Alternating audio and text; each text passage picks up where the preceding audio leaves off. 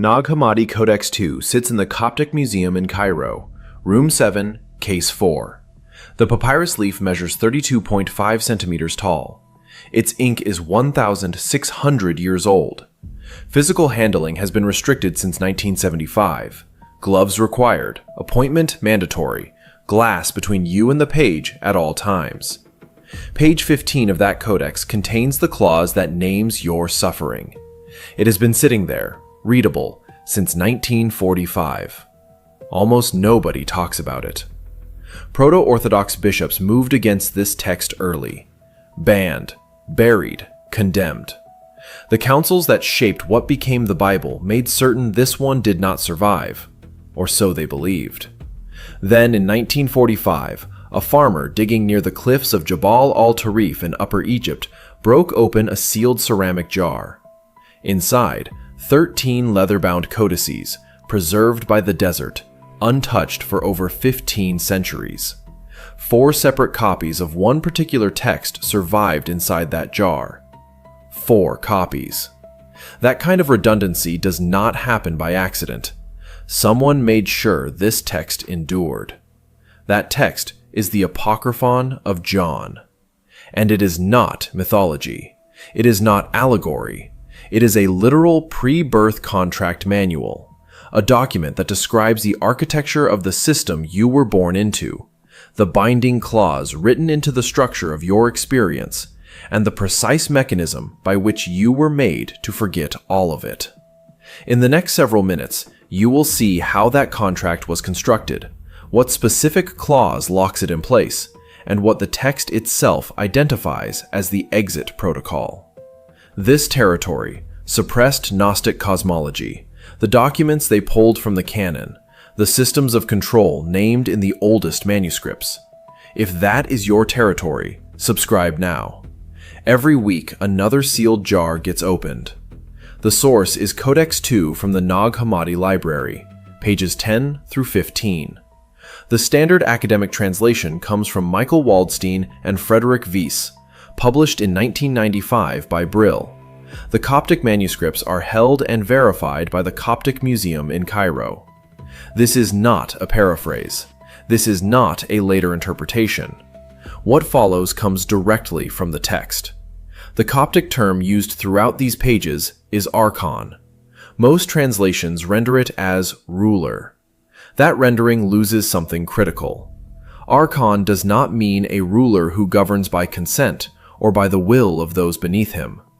The root carries the specific weight of an occupying administrator, one who exercises authority over a territory that is not originally his, by force of position rather than by right. The distinction matters enormously once you understand what these archons are administering. According to the text, Yaldabaoth, the first and chief archon, described as the product of an error rather than an intention, assembles 12 subordinate archons. Each one is assigned a specific region of the human body to govern. Not to inhabit, to govern, to administer. The body, in the Apocryphon of John, is not a home. It is a jurisdiction. 12 administrations, 12 zones of authority, distributed across the physical form before that form is even animated. Then the text adds a second layer. 365 angels participate in the fashioning of the material body, one for each day of the solar year. The precision of that number is not decorative. It is structural. The solar year is the fundamental unit of terrestrial time, the cycle that governs seasons, agriculture, biological rhythms, the entire temporal framework within which embodied life operates. The text is saying that the containment vessel was built to the exact specifications of the prison it would inhabit. The body fits the world because both were engineered by the same administration. This is where the Waldstein-Wiese translation becomes forensically significant.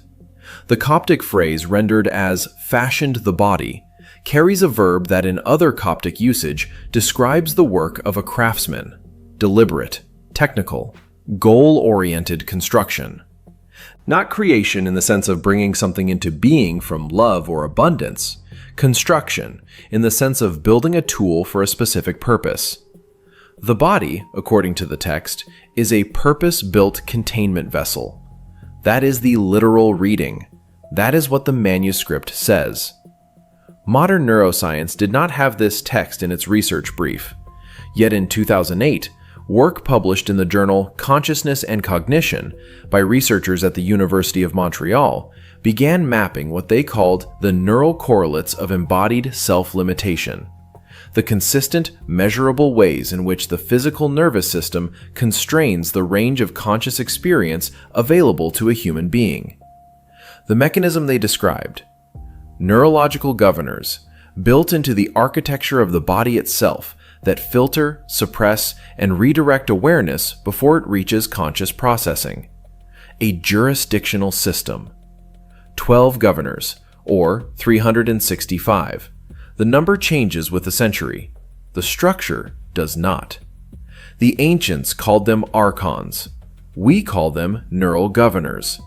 Same architecture, different millennium. But the body alone, the text is explicit on this point, could not hold the spark. The containment vessel was not sufficient. The 12 archons, the 365 angels, the entire engineered jurisdiction of the physical form, it was not enough to keep the divine element trapped. So they added something else, something designed specifically for the interior, something that would run without the host ever knowing it had been installed. And this is where it gets disturbing. The word is hymermene. It appears on page 28 of Codex II, housed in the Coptic Museum in Cairo, translated by Michael Waldstein and Frederick Visa in their 1995 critical edition for the Coptic Gnostic Library. It is a Greek loanword, and it does not mean fate the way we use that word, not destiny, not the arc of a life bending toward meaning. Hymermene means deterministic astral law, a system of binding, a lock, specifically engineered so that no key exists on the inside. Read that again. A lock with no key from inside. Waldstein and Visa render the relevant passage with precise, uncomfortable language. The rulers, the text states, bound his soul with many bonds. Not influenced, not shaped, bound. The verb carries legal weight in the original. This is contractual language. The soul arrives in the body already restrained, already subject to a jurisdiction it did not agree to in any lifetime it can remember. And then the text does something that should not be possible for a document composed in the 2nd century. It names the enforcement mechanisms in sequence, 3 of them: fear, forgetfulness, desire. Not as abstract concepts, as operational tools, as the specific instruments through which hymermene maintains its hold on the incarnate soul. Here is where the impossible knowledge beat lands. In 2004, Bruce McEwen at Rockefeller University published findings on the relationship between chronic stress hormones and hippocampal function. The hippocampus is the brain's primary structure for memory consolidation, the mechanism by which experience becomes retrievable knowledge. McEwen's research, replicated across subsequent decades, demonstrated that elevated cortisol, the body's primary stress hormone, physically suppresses the hippocampus. Fear, sustained and repeated, does not merely distract the mind. It chemically dismantles the architecture of memory. The text named this, in sequence. Fear first, then forgetfulness. The ancients described a causal chain between the first enforcement mechanism and the second. Modern neuroscience confirmed a causal chain between cortisol elevation and memory suppression. Same sequence, different vocabulary, separated by 19 centuries. And desire is the third mechanism, the one that keeps the soul oriented outward, toward the body's appetites, toward the world the rulers constructed, away from the interior where the divine spark waits. Desire is not incidental. In the framework of Codex 2, it is architectural. It is what fills the space that fear and forgetfulness hollow out. We have a name for this now too: the dopaminergic reward loop, the neurochemical cycle by which the brain pursues external stimulation, registers brief satisfaction, and immediately generates the hunger for more.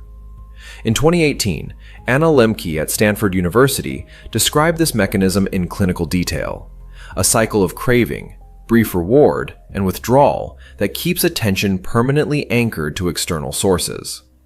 Her term for the modern experience of this loop is dopamine nation. The ancients called the mechanism desire. They placed it third in the sequence, after fear had suppressed memory and forgetfulness had severed the soul from its origin. The stress-cortisol loop, the dopaminergic reward cycle. Hymarmine. Before we continue, some of what I've learned simply never makes it onto YouTube. That's why I started the Gnostic newsletter, a free newsletter where I go deeper into esoteric Gnostic teachings, hidden wisdom, and the mysteries we don't share in these videos. And when you sign up, you'll receive a Gnostic guide to mastering reality as a welcome gift, completely free. You'll find it through the link in the description below or by scanning the QR code on your screen. I'll give you a moment to do that.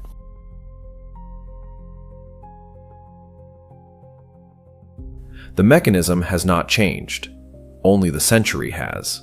And here is what the text does not say. It does not say the soul is broken. It does not say the binding is permanent. Hymarmine is described as a clause, a condition applied to the soul at the moment of descent into the body. Clauses have authors. Clauses have language. And language, once identified, can be read. But the text doesn't stop at naming the lock. It names what was installed to make sure you never find the door. Page 27 of Codex 2. Same manuscript, same custodians at the Coptic Museum in Cairo. Same 1995 Waldstein and Wissa translation. The passage sits one page before the Hymarmine sequence, which means it is not a separate idea. It is the prior clause, the one that makes everything else function. The Coptic term is pneuma nok nisheke. Break it down. Pneuma is breath, spirit, the animating force. Nok carries the sense of great, primary, dominant. Nisheke means false, counterfeit, substituted. The full construction translates literally as the great false breath. Not a secondary spirit in the way theology might speak of competing influences. A counterfeit, an installed identity, a second animating force placed alongside the divine spark, specifically designed to speak louder. This is not metaphor. The text is diagnostic. It describes a mechanism. The counterfeit spirit's function is stated directly in the passage. It generates desire and fear. Its purpose is to ensure that the divine spark, the authentic interior identity, never turns inward, never recognizes itself.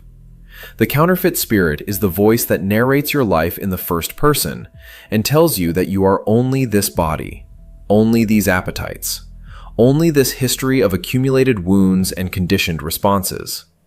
It speaks constantly, it speaks fluently, and it sounds exactly like you. That is its design specification. Now here is the impossible knowledge beat. In 1976, neuroscientist Michael Gazzaniga published findings from his split brain research at Dartmouth College. Patients whose corpus callosum had been severed, disconnecting the brain's two hemispheres, demonstrated something that should not have been possible.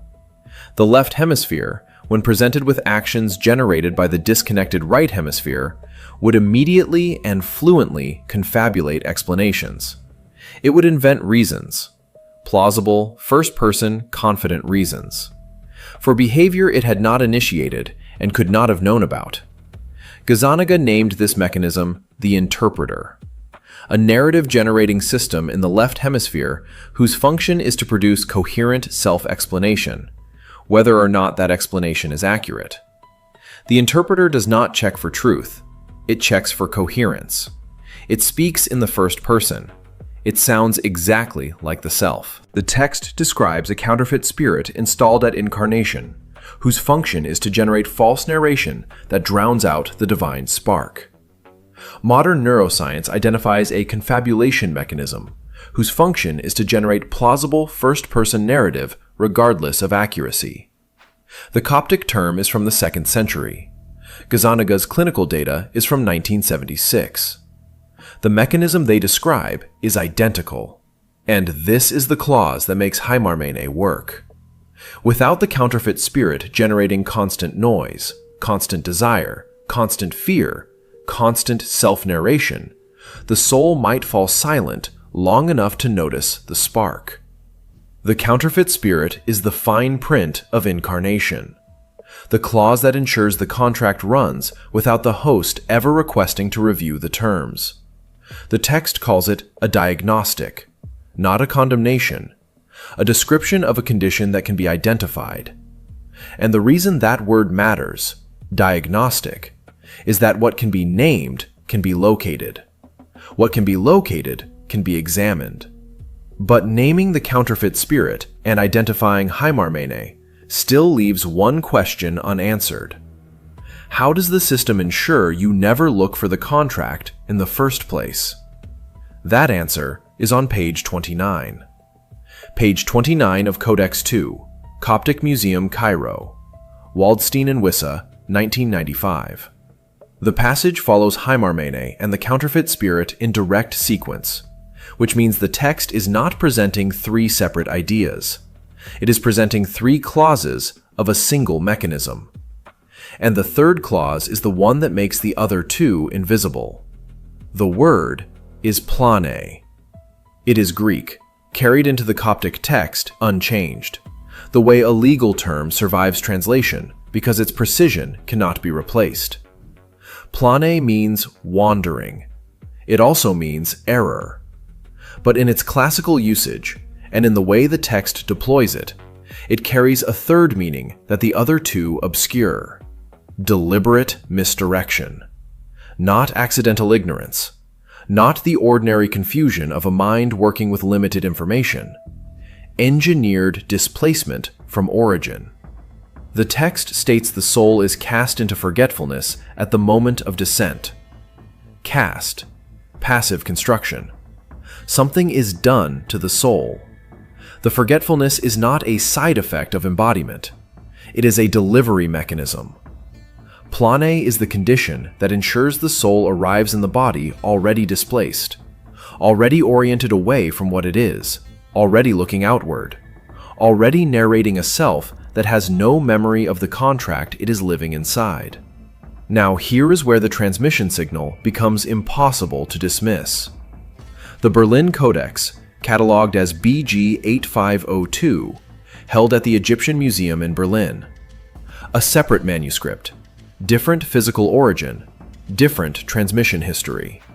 Page 65 of that codex contains the same passage. Not a paraphrase, not a parallel account. Verbatim. The same language, the same sequence, the same term plane, in the identical grammatical construction. And there are 4 independent manuscript copies preserving this language. Codex 2 from Nag Hammadi, the Berlin Codex. 2 additional witnesses in the Nag Hammadi library itself. 4 separate physical documents, recovered from different contexts, carrying identical language about the soul being cast into engineered forgetfulness at incarnation. In textual scholarship, independent attestation across multiple manuscripts is a transmission signal. It indicates that the language being preserved was considered essential, not incidental, not decorative, but load-bearing. Scribes across centuries copied this exact passage because the communities transmitting it understood that this was the core of what the text was saying. 4 copies, same term, same sequence, same mechanism, and the sequence is now complete. Hymarmene, the astral binding that locks the soul into deterministic law. The counterfeit spirit, the false breath installed to generate noise and prevent inward recognition. And Pliny the engineered forgetfulness delivered at the moment of descent, ensuring the soul never remembers it is inside a contract. The text names all three clauses in the same sustained passage, not across different books, not across different traditions, in one document, in sequence, as a single integrated system. In 2003, cognitive scientist Daniel Schachter at Harvard University published research identifying what he called the 7 sins of memory, systematic failures of recall that operate below conscious awareness. The most structurally significant among them was what he termed transience, the automatic progressive decay of memory over time, accelerating under conditions of low retrieval and high interference. The soul, cast into a body generating constant fear and constant desire, would experience maximum interference and minimum retrieval of anything prior to embodiment. The ancients called it plany. Schachter called it transience. Same erosion, different century. The contract has 3 clauses. The text names them. 4 independent manuscripts preserve the language, and every clause has now been confirmed by a separate branch of modern research: neuroscience, cognitive science, clinical psychology. Which means the contract is not ancient history, which means it is still running. Codex 2 sits in the Coptic Museum in Cairo right now. Catalog number NHC21. Publicly accessible, photographed, digitized, and printed in critical editions you can order today. The Coptic terms, Haimarmene, Plany, Counterfeit Spirit, appear in every scholarly edition, verifiable against the original leaf. That is not interpretation. That is the text. And the 3 clauses it names are not historical artifacts. They are operational, running in every incarnated spark at this moment. The only clause that voids the contract is gnosis, direct recognition of what you actually are. The mechanism does not pause while you decide whether to believe it. Which clause do you recognize in your own life? Tell us below. And if decoding what was removed from the record matters to you, subscribe. We do this every week.